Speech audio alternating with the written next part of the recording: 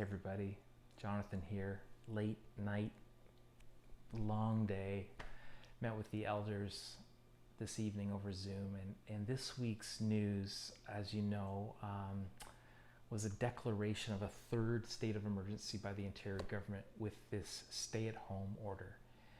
And it's kind of actually challenging to interpret and understand. And by that I mean, we have our leadership, our provincial leadership, saying very clearly, don't leave your house except for absolute necessities.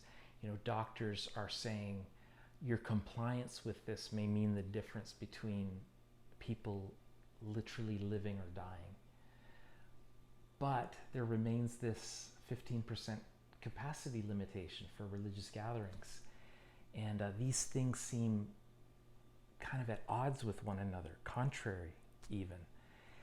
So we feel a bit like yo-yos, going back and forth from different decisions.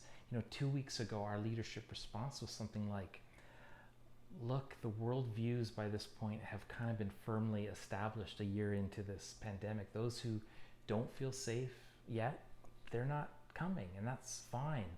We affirm that. Those who do feel safe, they know the risks, they know the limitations and the protocols at NAC.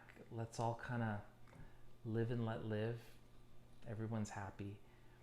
This feels different to our elders. You know, the message from provincial leaders simply is, if you can stay at home, please stay at home. So do we follow the letter of the law or the spirit of the law? Can I just say, first of all, we feel such compassion for both worldviews. There's not a right one and a wrong one. We had such a lovely service on Easter. You know, people were impacted in a way in person that was so obviously different than online. It felt like good for our soul, good for our mental health. I feel such compassion for this, the immunity compromised people, and they are living with a higher degree of risk, elevated anxiety, and the more you see people gather, the more you're probably thinking, one way or another, the ripple effect of that is going to come and adversely affect you. And so we're also aware just how the world is watching us. Those even antagonistic towards the church, maybe just even waiting for some super spreader event in a church like ours to take place so they can say, see, I told you those Christians only care about themselves. So I trust you have a sense of empathy, at least, for this tough position and decision this puts us in. It's untenable. It's unwinnable.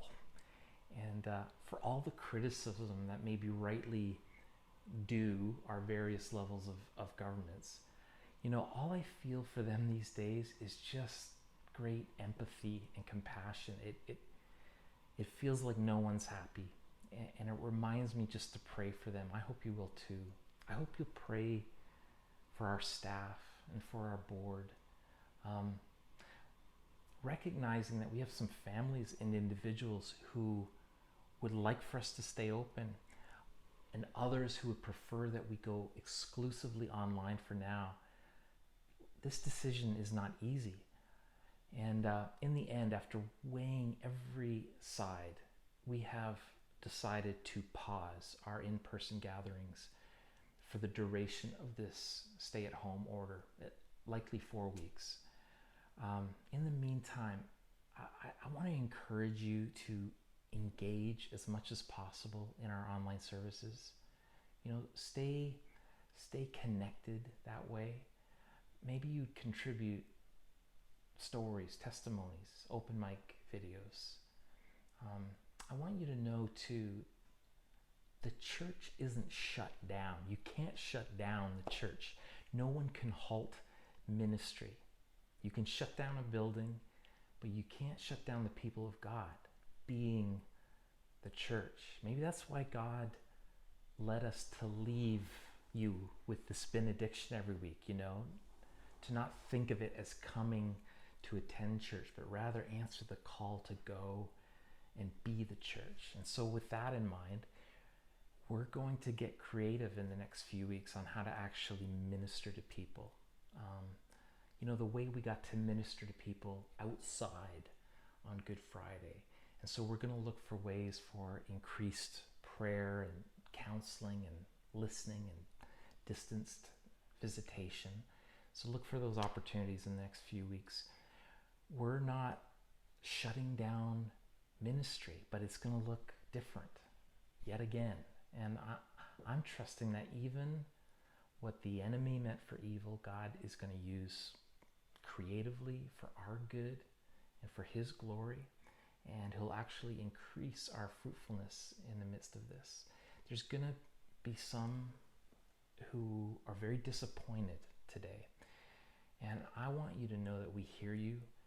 We understand you. You're not wrong. This is just how we feel what is wise for NAC right now. And by the way, if other churches don't see it exactly as we do, we bless you, we affirm you.